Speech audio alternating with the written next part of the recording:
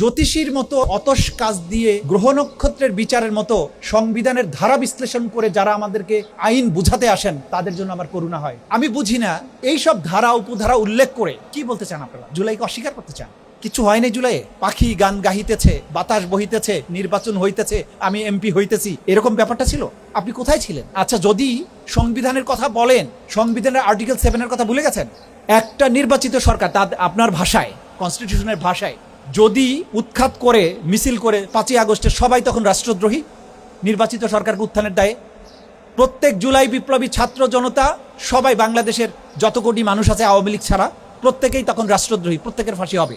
আর এই আন্দোলনের মাধ্যমে নির্বাচিত সরকার হটিয়ে নতুন নির্বাচন করে যারা ক্ষমতায় গিয়েছে, যারা বিরোধী দল হয়েছে, যারা ভোট দিয়েছে, প্রত্যেকেই রাষ্ট্রদ্রোহিত হওয়ার কথা। কিসের ব্যাখ্যা দেন আমাদেরকে? আবার বলেন রোমান্টিসিজম। আপনারা কোথাকার কোন কুতুব হয়ে গেছেন আমি তো বুঝি না। যে তরুণেরা রক্ত দিয়ে মুক্তি দিল তাদের বিপ্লবকে বলছেন রোমান্টিসিজম, তাদেরকে বলছেন আবেগ। আবেগ না থাকলে রাজপথে গুলির সামনে আবু সাইদরা বুক পেতে দেয়? সংবিধানের ধারা মুখস্থ করার জন্য সে গুলির সামনে বুক পেতে দিয়েছিল? লজ্জা, জাতির জন্য লজ্জা, এক অভূতপূর্ব। এই দ্রাবিড় বাংলা, এই বাংলার পেছনের ইতিহাস জানতে হবে। পাল বংশ, সেন বংশ, গুপ্ত বংশ, মৌর্য বংশ, এরপরে বাংলায় মুসলিমদের আগমন, সুবে বাংলা, কিভাবে ধাপে ধাপে বাংলা এই পর্যায়ে এসেছে।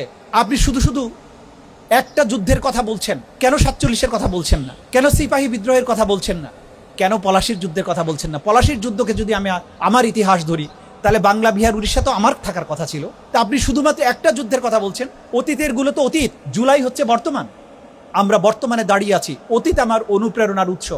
কখনোই 71-কে 24-এর মুখোমুখি দাঁড় করানো উচিত নয়। দুটাই আমার ইতিহাসের অমর অংশ।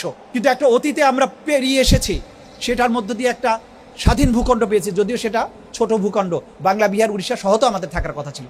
একটা পর্যায়ে এসেছি, কিন্তু সেটাকে ফাংশনাল করার জন্য আজকের বর্তমান হচ্ছে জুলাই।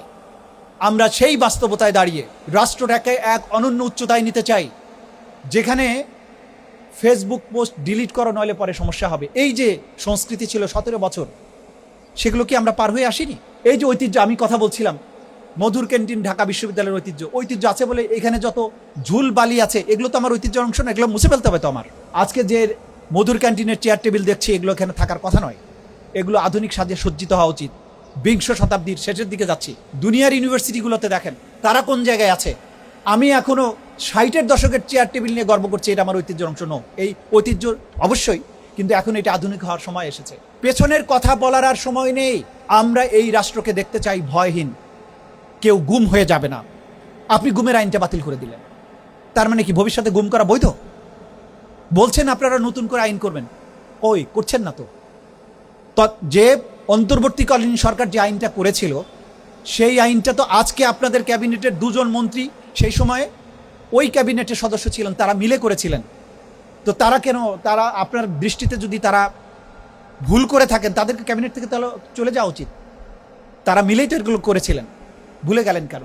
আপনারা জুলাই অভ্যুত্থানে যে রক্তদান হয়েছিল, যে চেতনার কারণে যে অন্তর্বর্তীকালীন সরকার গঠিত হয়েছিল, কি কথা ছিল? 3টা মেজর কাজ করবে। একটা হচ্ছে রাষ্ট্রের প্রয়োজনীয় সংস্কার, আরেকটা ছিল যারা এই 17 বছরের গুম খুন করেছে এবং জুলাই মাসে মানুষ হত্যা করেছে, গণহত্যাকারী, তাদের বিচার। তৃতীয় ছিল একটা সঠিক এবং সুষ্ঠু নির্বাচন। তৃতীয়টা করেছে, বাকি 2টা কিন্তু করতে দেননি আপনারা, বা করা হয়নি।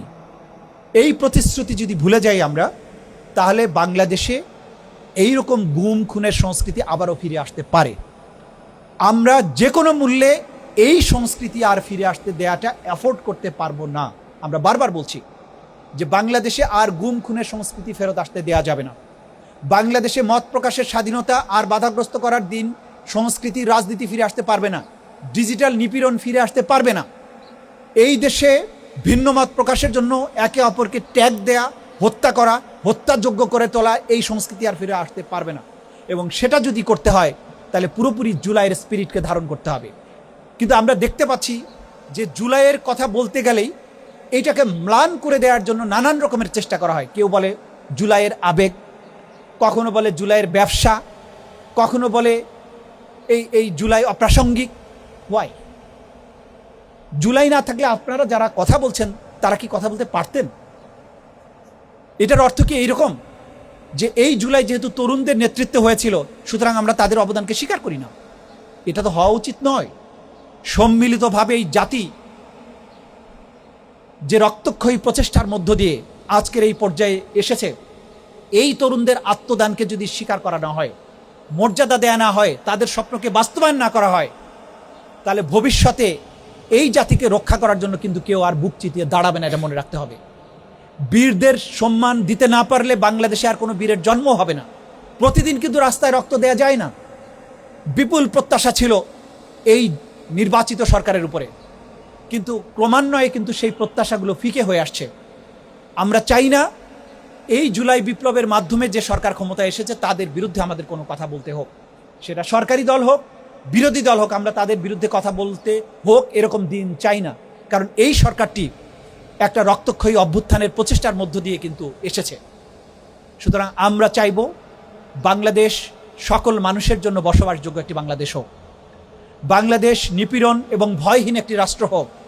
বাংলাদেশে কোনো রাষ্ট্রীয় সংস্থা, পুলিশ বাহিনী হোক, অন্য কোনো বাহিনী হোক, তার নাগরিকদের গুম করে গোপন কারাগারে আর কখনো বন্দী করার দুঃসাহস না দেখায়। এমন কোনো সরকার বাংলাদেশে না হোক যারা শুধুমাত্র ক্ষমতায় অধিষ্ঠিত থাকার অসৎ উদ্দেশ্যে জাতির তরুণ, জাতির নাগরিকদের বুকে নির্বিচার গুলি চালিয়ে জুলাইয়ের মতো হত্যাকাণ্ড করবে। এরকম দিন বাংলাদেশে কার কখনো ফিরে না আসুক। এটাই হচ্ছে আজকের জুলাইয়ের চেতনা। এই চেতনার কথা যখনই বলা হয় তখনই পেছনের স্বাধীনতা যুদ্ধের কথা টেনে নিয়ে আসেন। স্বাধীনতা যুদ্ধ আমাদের ইতিহাসের স্বর্ণালী অধ্যায়, কেউ অস্বীকার করে না। কিন্তু বর্তমান হচ্ছে জুলাই। ৭১ সাল থেকে পরবর্তী ৫৬ বছর পার হয়ে এসেছি, ৫৫ বছর পার হয়ে এসেছি। জুলাইয়ের বাস্তবতায় দাঁড়িয়ে আছি, আগামীতে আবার নতুন বাস্তবতায় দাঁড়াবো। কিন্তু আজকে যে বাস্তবতায় দাঁড়িয়ে আছি, পেছনে ৭১, পেছনে ৫২, পেছনে ৪৭, পেছনে ১৭৫৭, সব কিছু কিন্তু রয়েছে। সব কিছুকে বিবেচনায় রাখতে হবে। কিন্তু আজকে যে বাস্তবতায় বাংলাদেশ দাঁড়িয়ে আছে, সেই বাস্তবতাকে অস্বীকার করা যাবে না। আমাদের শহীদদের রক্তের দাগ কিন্তু এখনো শুকায়নি। অজস্র আহতরা, পঙ্গুরা এখনো পঙ্গুত্বের অভিশাপ নিয়ে ঘুরে বেড়াচ্ছে। জুলাই আগস্টের অনেকের কবর কিন্তু এখনো আইডেন্টিফাইডও হয়নি। এবং আমি জানি না ঢাকা মেডিকেল কলেজের মর্গে কয়েকজন শহীদের লাশ এখনো আনআইডেন্টিফাইড হিসাবে পড়ে আছে বলে আমি জানি, যদি তথ্য ভুল না হয়ে থাকে।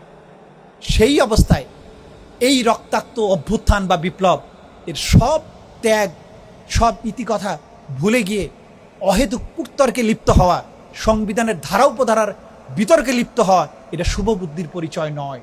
এটা করা যাবে না। এটা যারা করছি তারা আমরা বিবেকের সাথে প্রতারণা করছি, তারা আমার সন্তানের রক্তের সাথে আমরা প্রতারণা করছি, তারা জাতির বিবেকের সাথে প্রতারণা করছি, জাতির রায়ের সাথে আমরা প্রতারণা করছি। এটা করা যাবে না।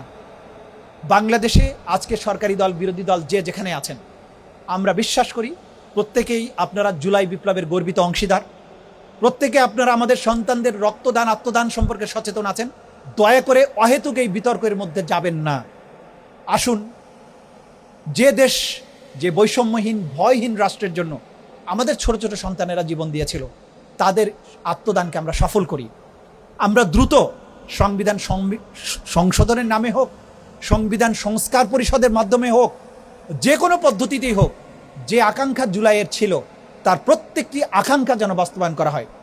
আমি আশাবাদী, প্রধানমন্ত্রী স্বয়ং বলেছেন, সরকারি দলের নেতারাও বলেছেন যে জুলাই সনদের প্রত্যেকটি ধারা যেগুলো তারা সাইন করেছেন, প্রত্যেকটি ধারা বাস্তবায়ন করবেন। সেটা অবিলম্বে বাস্তবায়ন শুরু হওয়া দরকার। তা না হলে জনমনে সন্দেহ এবং অবিশ্বাস তৈরি হচ্ছে, মানুষ হতাশায় ডুবে যাচ্ছে। এই বিতর্ক পার্লামেন্টে অহেতুক কুটতর্ক চলতে দেওয়া উচিত নয়। যেটার ব্যাপারে আমরা প্রত্যেকে একমত, যেটার ব্যাপারে জাতি রায় দিয়েছে, আসুন সেটা বাস্তবায়ন করে জাতিকে সন্দেহ সংশয় থেকে মুক্তি দেই, বাংলাদেশকে মুক্তি দেই, সামনের দিকে এগিয়ে যাই। শেষ কথাটা বলতে হয় যে বর্তমান দুনিয়া সম্পর্কে চোখ বন্ধ করে থাকা যাবে না। এই যে যুদ্ধগুলো হচ্ছে, এই যুদ্ধের আগুন আমাদের ঘরেও আসতে পারে, কিন্তু কতটুকু প্রস্তুত বাংলাদেশ? গত স্বাধীনতা দিবসে, সশস্ত্র বাহিনী দিবসে সম্ভবত, বা ২৬শে মার্চে আমাদের জাতীয় প্যারেড গ্রাউন্ডে আমাদের সশস্ত্র বাহিনীর প্যারেড যেটা হয়েছে, আমরা দেখেছি আমাদের সমর প্রস্তুতি, আমাদের সরঞ্জামের প্রস্তুতি কি পর্যায়ে আছে। অথচ দুনিয়া বহুদূর এগিয়ে গিয়েছে। আমার সেনাবাহিনী, আমার বিমান বাহিনী, নৌবাহিনী বর্তমান আধুনিক যুগের সর্বশেষ যে মিলিটারি প্রযুক্তি, সেটা দিয়ে সজ্জিত করতে হবে। আমার মাতৃভূমিকে, যদি বহিঃশক্তির হাত থেকে, হুমকি থেকে, চোখ রাঙানি থেকে নিরাপদ রাখতে হয়, সেগুলো আমাকে করতে হবে। সেগুলো না করে পেছনের অহেতুক কুতর্কের মধ্যে জাতিকে যদি লিপ্ত করে রাখা যায়, ফিউচারের কোনো স্বপ্ন দেখা, সেগুলো নিয়ে যদি আলোচনা করা না যায়, ড্রোন প্রযুক্তি, মিসাইল, বাংলাদেশে কোন ক্যাটাগরির মিসাইল থাকা উচিত, কোন ধরনের ড্রোন থাকা উচিত, এই বিতর্ক এই জায়গায় আসা উচিত। কোন ধারার কারণে জুলাই সনদ বাস্তবায়ন হওয়া উচিত নয়, কোন ধারা দিয়ে জুলাই সনদ বাস্তবায়ন করা উচিত নয়, শাহাবুদ্দিন চুপ্পুর কথা কোনটা সত্য কোনটা মিথ্যা, এই বিতর্ক নয়। বিতর্ক হওয়া উচিত আমাদের টাকার মূল্যমান ডলারের বিপরীতে কোন জায়গায় আমাকে নিতে হবে। আমাদের বিতর্ক হতে হবে তথ্য প্রযুক্তিতে আমরা কোন, আমেরিকাকে হোক, দুনিয়ার যে কোনো রাষ্ট্রকে চ্যালেঞ্জ করার জায়গায় কবে যেতে পারবো। ঢাকা বিশ্ববিদ্যালয়ে গবেষণার জন্য কোন কোন ডিপার্টমেন্ট খোলা উচিত, কত টাকা বাজেট হওয়া উচিত গবেষণার জন্য। আজকে সেই প্রাগৈতিহাসিক যুগের এক বিশ্ববিদ্যালয়ের মতো প্রাচীন যুগের সেই পদ্ধতির মধ্যে আপনি রেখেছেন। আপনি বধুর ক্যান্টিনের চেয়ার টেবিল দেখলে তো সেগুলো বোঝা যায়। এই বিশ্ববিদ্যালয়ে আমার ছাত্ররা কী নিয়ে আলোচনা করছে। গত সরকারের সময়ে বিশ্ববিদ্যালয়ের ভাইস চ্যান্সেলর মতো পদে অধিষ্ঠিত থেকে তিনি গর্ব করতেন যে এই বিশ্ববিদ্যালয়ে 10 টাকায় চা, চপ এবং সিঙ্গারা পাওয়া যায়, অথচ হার্ভার্ড, MIT-র স্টুডেন্ট এবং শিক্ষকেরা প্রতি বছরে নোবেল পুরস্কার পাচ্ছে জ্ঞান বিজ্ঞানের নতুন কিছু আবিষ্কারের জন্য। প্রাচ্যের অক্সফোর্ড বলছি ঢাকা বিশ্ববিদ্যালয় কোন যুক্তিতে? প্রতিনিয়ত ছাত্র সংঘর্ষ, প্রতিনিয়ত এখানে গণরুম, প্রতিনিয়ত রাজনৈতিক নেতাদের স্তুতি বন্দনা, কোনো গবেষণা নেই। এই রকম বিশ্ববিদ্যালয় রেখে জাতিকে সামনে এগিয়ে নেওয়া যাবে না। ঢাকা বিশ্ববিদ্যালয় আমাদের গর্বের ধন, এইটাকে আধুনিক জ্ঞান বিজ্ঞানের অস্ত্রে সুসজ্জিত করতে হবে। এখান থেকে আমাদের ছেলেরা নোবেল পাবে, এইখানকার গবেষণা সেই স্ট্যান্ডার্ডে যাবে যাতে করে প্রতি বছর না হোক 5 বছরে একটা করে নোবেল ঢাকা বিশ্ববিদ্যালয় পাবে। সেই বাংলাদেশ আমাকে গড়তে হবে, সেটা নিয়ে বিতর্ক হবে, সেটা নিয়ে আলোচনা হবে পার্লামেন্টে, এই সমস্ত বিষয় নিয়ে নয়। আসুন আমরা জাতিকে সেই পর্যায়ে নিয়ে যাই যে বাংলাদেশ সোনার বাংলা ছিল, যে বাংলাদেশকে ইবনে বতুতা বলেছিলেন দোজখপুর নিয়ামত, নিয়ামতে পরিপূর্ণ। সেই বাংলাদেশ যেখানে ইংরেজ, ডাচ, ফরাসি তারা এই দেশের জ্ঞান বিজ্ঞান সংস্কৃতি নানান কারণে এই উপমহাদেশে এসেছে, বাংলায় এসেছে। আবার সেই বাংলা সেই সুনামে ফিরে আসুক যেদিন বিদেশেরা ঢাকা বিশ্ববিদ্যালয়ে পড়তে আসবে তার শিক্ষার উৎকর্ষের জন্য, তার পজিশনের জন্য, সংস্কৃতির জন্য। বাংলাদেশে পড়তে আসবে বাংলাদেশের সায়েন্স টেকনোলজির উন্নতির জন্য। সেরকম একটি বাংলাদেশ আসুন আমরা করি, সেটাই আমাদের জুলাই শহীদদের স্বপ্ন ছিল। সবাইকে ধন্যবাদ জানিয়ে জুলাই শহীদদের স্বপ্ন বাস্তবায়নের সাথে সবাই ঐক্যবদ্ধভাবে কাজ করার জন্য অনুরোধ জানিয়ে আমার বক্তব্য এখানে শেষ করছি। খোদা হাফেজ। বাংলাদেশ জিন্দাবাদ।